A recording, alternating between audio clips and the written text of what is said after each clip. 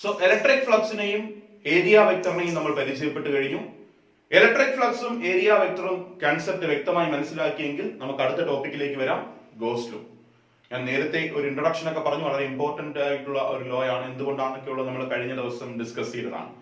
Okay, goes law. ഈ goes law പറഞ്ഞു തരുന്നത് ഒരു ചാർജും ഫ്ലക്സും തമ്മിലുള്ള ബന്ധത്തെ കുറിച്ചാണ്. ചാർജും ഫ്ലക്സും തമ്മിലുള്ള ബന്ധത്തെ കുറിച്ചാണ് ഗോസ് ലോ പറഞ്ഞു തരുന്നത്. അതിനകത്ത് ഒരു പുതിയൊരു ടേം കൂടെ വരുന്നു, ക്ലോസ്ഡ് സർഫസ്. നേരത്തെ നമ്മൾ ഒരു ക്ലോസ്ഡ് ഇന്റഗ്രൽ പരിചയപ്പെട്ടായിരുന്നു, ക്ലോസ്ഡ് സർഫസ്. അപ്പൊ ക്ലോസ്ഡ് സർഫസ് എന്ന് പറയുമ്പോൾ ഞാൻ ഈ ക്ലോസ്ഡ് സർഫസിനകത്ത് ഒരു ചാർജിനെ കൊണ്ടുവച്ചാൽ, അല്ലെങ്കിൽ ഒരു ക്ലോസ്ഡ് സർഫസിനകത്ത് ഒരു ബൾബിനെ കൊണ്ടുവച്ചാൽ, ഈ ബൾബിനകത്തുനിന്ന് വരുന്ന ലൈറ്റ് റേസ്, ആ ലൈറ്റ് റേസിന് ഈ സർഫസിൽ തൊടാതെ വെളിയിലേക്ക് ഇറങ്ങി വരാൻ സാധിക്കത്തില്ല. അപ്പൊ അത്തരത്തിലൊരു ക്ലോസ്ഡ് സർഫസ്, ഈ ചാർജാണ്, ചാർജിന്റെ എഫക്റ്റിന് പുറത്തേക്ക് വരാൻ സാധിക്കുമെങ്കിൽ ഈ സർഫസിൽ തൊടാതെ പുറത്തേക്ക് ഇറങ്ങി വരാൻ സാധിക്കത്തില്ല. അപ്പൊ അത്തരത്തിലൊരു സർഫസിനെ കുറിച്ച് ഇവിടെ പറയുന്നുണ്ട്. ഇനി എന്താണ് ഗോസ് ലോ എന്ന് പറഞ്ഞുതരാം. ഗോസ് ലോ അനുസരിച്ച് the total electric flux passing through a closed surface is equal to 1 by epsilon 0 times the total charge enclosed by the surface. Total charge enclosed by the surface. Phi is equal to 1 by epsilon 0 into total charge. So total electric flux passing through a closed surface is equal to 1 by epsilon 0 times the total charge enclosed by the surface. ആ surface enclose ചെയ്യുന്ന total ചാർജിന്റെ 1 by epsilon 0 times ആയിരിക്കും flux passing through the surface.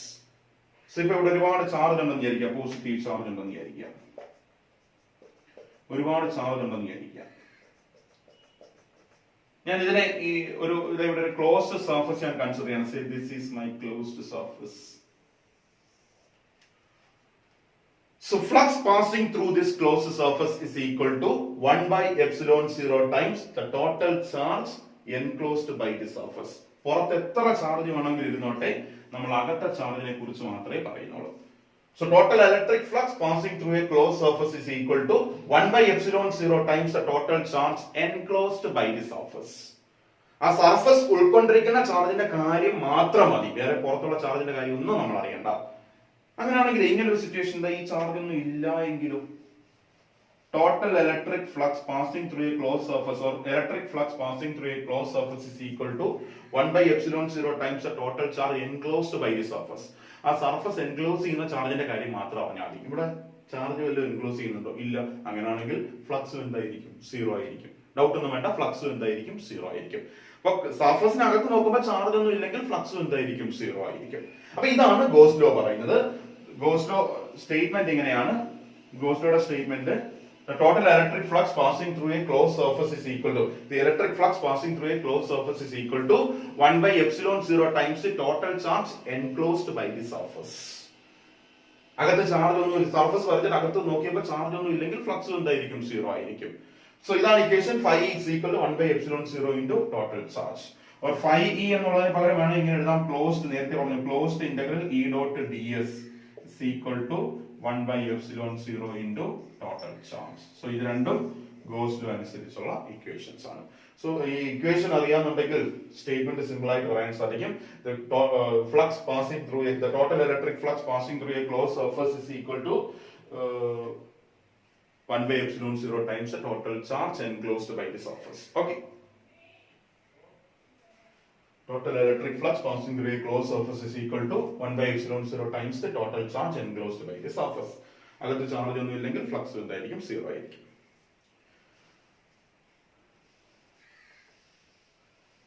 Okay, ഇനി ഈ goes ലോയുടെ applications നമുക്ക് പഠിക്കാനുണ്ട്. അപ്പൊ ആ ഗോസ് ലോയുടെ ആപ്ലിക്കേഷൻസിലേക്ക് പോകുന്നതിന് മുമ്പ് ഗോസ് ലോയുടെ പ്രൂഫ് പഠിക്കാനുണ്ട്. അപ്പൊ ആ ഗോസ് ലോയുടെ പ്രൂഫ്, നമ്മൾ ഗോസ് ലോയുടെ പ്രൂഫിലേക്ക് വരികയാണ്. പ്രൂഫ് കഴിയുമ്പോൾ നമുക്ക് ആപ്ലിക്കേഷനിലേക്ക് വരാം. ഗോസ് ലോയുടെ ആപ്ലിക്കേഷനിൽ നമ്മൾ പരിചയപ്പെടുന്നതെന്ന് പറയുന്നത് കണ്ടിന്യൂസ് ചാർജ് ഡിസ്ട്രിബ്യൂഷൻ കാരണം ഒരു പോയിന്റിൽ ഇലക്ട്രിക് ഫീൽഡ് ഇന്റൻസിറ്റി കണ്ടെത്തും നമ്മൾ. അപ്പൊ അതായിരിക്കും നമ്മൾ ഗോസ് ലോയുടെ ആപ്ലിക്കേഷനിൽ പരിചയപ്പെടാൻ പോകുന്നത്. ഓക്കെ, അതവിടെ നിൽക്കട്ടെ. നമുക്ക് അതിന് മുമ്പ് ഗോസ് ലോയുടെ പ്രൂഫ് നോക്കണം. ഗോസ് ലോ പറഞ്ഞു തന്നത് flux is equal to 1 by epsilon 0 times the total charge എന്നാണ്. അപ്പൊ അതിന്റെ പ്രൂഫ് നമ്മൾ നോക്കാൻ പോകും. Gauss law total electric flux phi is equal to 1 by epsilon 0 into total charge. ഇതാണ് ഗോസ് ലോ പറഞ്ഞു തന്നത്. സോ ഇത് കറക്റ്റ് ആണോ എന്ന് നമ്മൾ ചെക്ക് ചെയ്യണം. അപ്പൊ അതിനു മുമ്പ് ഈ ഗോസ് ലോയുടെ പ്രൂഫിലേക്കും ഗോസ് ലോയുടെ ആപ്ലിക്കേഷനിലേക്കും ഒക്കെ പോകുന്നതിന് മുമ്പായിട്ട് നമ്മൾ ഒരാളെ അറിഞ്ഞിരിക്കണം. അയാളുടെ പേര് ഇതാണ്, Gaussian surface. Gaussian surface, Gaussian surface. ആപ്ലിക്കേഷനിലേക്ക് പോകുമ്പോഴും അതുപോലെ തന്നെ ഗോസ് ലോയുടെ പ്രൂഫിലേക്ക് പോകുമ്പോഴൊക്കെ ഇയാളെ കുറിച്ച് നമ്മൾ അറിഞ്ഞിരിക്കണം. എന്താണ് ഈ ഗോസിയൻ സർഫസ് എന്ന് പറയുന്നത്? ഒന്നാമത്തെ പോയിന്റ്, ഈ ഗോസിയൻ സർഫസ് എന്ന് പറയുന്നത് ഒരു ഇമാജിനറി ക്ലോസ്ഡ് സർഫസ് ആണ്. Imaginary closed surface surrounding charge. ഇതൊരു ഇമാജിനറി ക്ലോസ്ഡ് സർഫസ് ആണ്. ഒരു ചാർജ് ഉണ്ടെങ്കിൽ ആ ചാർജിന് ചുറ്റും വരയ്ക്കുന്ന ഒരു ഇമാജിനറി ക്ലോസ്ഡ് സർഫസ് ആണ് ഗോസിയൻ സർഫസ്. ഈ ഗോസിയൻ സർഫസ് എന്ന് പറയുന്നത് ഒന്നുകിൽ ഒരു സിംഗിൾ സർഫസ് ആയിരിക്കും, ഒന്നുകിൽ ഒരു സിംഗിൾ സർഫസ് ആയിരിക്കും, സ്പിയർ പോലെ ഒരു സിംഗിൾ സർഫസ് ആയിരിക്കും, അല്ലെങ്കിൽ കോമ്പിനേഷൻ ഓഫ് സർഫസ് ആകാം. Combination of surface. ഈ കോമ്പിനേഷൻ ഓഫ് സർഫസ് എന്ന് പറയുമ്പോൾ സിലിണ്ടർ പോലെ, സിലിണ്ടർ കോമ്പിനേഷൻ ഓഫ് സർഫസ് ആണ്. സിലിണ്ടറിന് രണ്ട് എൻഡ് ഫേസസും ഉണ്ട്, ഒരു കർവ്ഡ് ഫേസും ഉണ്ട്. രണ്ട് എൻഡ് ഫേസും ഉണ്ട്, രണ്ട് എൻഡ് ഫേസും ഉണ്ട്, ഒരു കർവ്ഡ് ഫേസും ഉണ്ട്. അപ്പൊ ഒന്നുകിൽ ഒരു സിംഗിൾ സർഫസ് ആകാം, അല്ലെങ്കിൽ കോമ്പിനേഷൻ ഓഫ് സർഫസ് ആകാം. ഇപ്പൊ ഇമാജിനറി ക്ലോസ്ഡ് സർഫസ് ആണ്, ചാർജിന് ചുറ്റുമുള്ള ഒരു ഇമാജിനറി ക്ലോസ്ഡ് സർഫസ് ആണ് ഗോസിയൻ സർഫസ്. ഇതൊരു സിംഗിൾ സർഫസ് ആകാം, അല്ലെങ്കിൽ കോമ്പിനേഷൻ ഓഫ് സർഫസ് ആകാം. ദെൻ മൂന്നാമത്തെ point, electric field intensity is symmetrical at every point on the surface.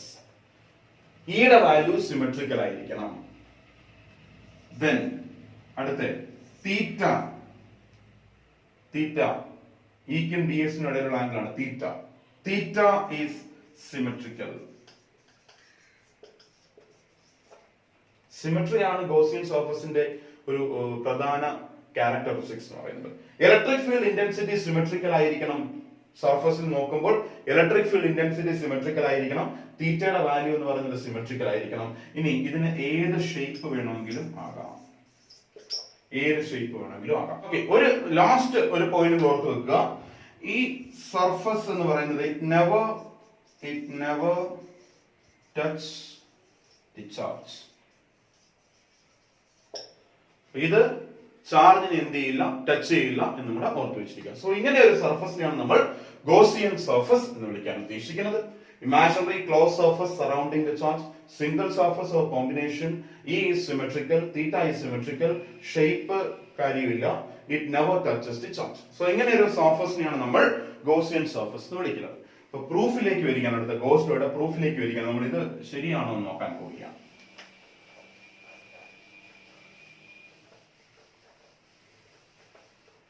Okay, അപ്പൊ നോക്കിക്കോളാം. Proof of goes law. Proof of goes law. Goes law അതിന്റെ പ്രൂഫും വളരെ ഇമ്പോർട്ടന്റ് ആണ്. So proof of goes law. So ഇതാണ് എനിക്ക് തെളിയിക്കേണ്ടത്. നമുക്ക് നോക്കാം. സോ ഇവിടെ ഒരു പോസിറ്റീവ് ചാർജ് ഇരിപ്പുണ്ട്. O എന്ന് പറയുന്ന പോയിന്റിൽ ഒരു പോസിറ്റീവ് ചാർജ് ഇരിപ്പുണ്ട്. O എന്ന് പറയുന്ന പോയിന്റ് അവിടെ ഒരു പോസിറ്റീവ് ചാർജ് ഇരിപ്പുണ്ട്. പ്ലസ് ക്യൂ ആണ് പോസിറ്റീവ് ചാർജ്. ഈ പ്ലസ് ക്യൂവിൽ നിന്നും r ഡിസ്റ്റൻസ് അകലത്തില് ഒരു പോയിന്റ് ഉണ്ടെന്ന് വിചാരിക്കാം. And that point is P. അതിലൂടെയുള്ള ഫ്ലക്സ് ആണ് കണ്ടുപിടിക്കാൻ പോകുന്നത്. ആ ഫ്ലക്സ് കണ്ടുപിടിക്കണമെങ്കിൽ ഞാൻ ആദ്യം P എന്ന പോയിന്റ് ഉൾപ്പെടുന്ന രീതിയിൽ ഒരു ക്ലോസ്ഡ് സർഫസ് വരയ്ക്കണം. ചാർജിനെ സറൗണ്ട് ചെയ്തിരിക്കുന്ന ക്ലോസ് സർഫസ് എന്ന് പറയുമ്പോൾ പെട്ടെന്ന് നമ്മുടെ മനസ്സിൽ ഓർമ്മ വരുന്ന ഒരു സ്ഫിയർ ആയിരിക്കും. സോ ഞാനൊരു സ്ഫിയർ, ഒരു ഗോസിയൻ സർഫസ് ഞാൻ കൺസിഡർ ചെയ്യുന്നു. And my Gaussian surface is a sphere of radius r. r radius ഉള്ള ഒരു സ്ഫിയർ ആണ് എന്റെ ഗോസിയൻ സർഫസ് എന്ന് പറയുന്നത്. സോ ഗോസ്ലോയുടെ പ്രൂഫും അതുകൊണ്ട് ഗോസ്ലോയുടെ ആപ്ലിക്കേഷൻസും ഒക്കെ നമ്മൾ ചെയ്യുമ്പോൾ ഇതുപോലൊരു ഗോസിയൻ സർഫസ് കൺസിഡർ ചെയ്തിട്ടാണ് നമ്മൾ ചെയ്യുന്നത്. സോ r റേഡിയസ് ഉള്ള ഒരു സ്ഫിയർ ആണ്, r റേഡിയസ് ഉള്ള ഒരു സ്ഫിയർ ആണ് എന്റെ ഗോസിയൻ സർഫസ് എന്ന് പറയുന്നത്. സ്ഫിയർ ആണ്.